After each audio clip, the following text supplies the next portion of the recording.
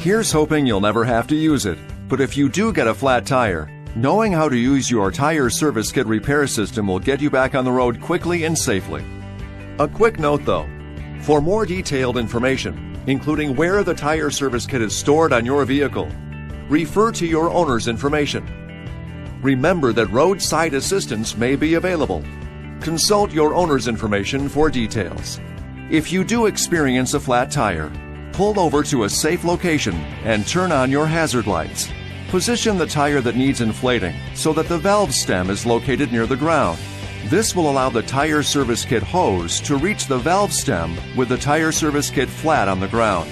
Place the transmission in park for automatic transmission vehicles or in gear for manual transmissions, turn off the ignition, and set the parking brake. Place the tire service kit on the ground next to the flat tire. Now screw the clear flexible filling tube to the tire valve. Insert the power plug into the vehicle's power outlet socket. Start the vehicle engine. Push the tire service kit power button to the I position. The electric compressor will be turned on and sealant and air will inflate the tire. Minimum 26 psi, 1.8 bar of pressure should be reached within 20 minutes. If the pressure has not been reached, turn off and remove the tire service kit. Drive the vehicle 30 feet, 10 meters back and forth to better distribute the sealant inside the tire. Attach the clear flexible filling tube of the compressor directly to the tire valve and repeat the inflation process. When the correct pressure has been reached, start driving the vehicle to uniformly distribute the sealant inside the tire.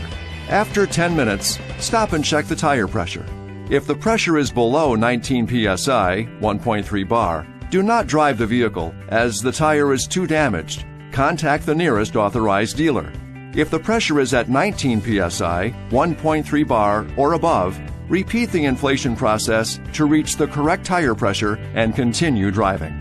Peel off the warning label from the bottle and place it on the dashboard as a reminder to the driver that the tire has been treated with the tire service kit.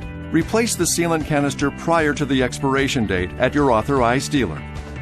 This video is not intended to take the place of your owner's manual.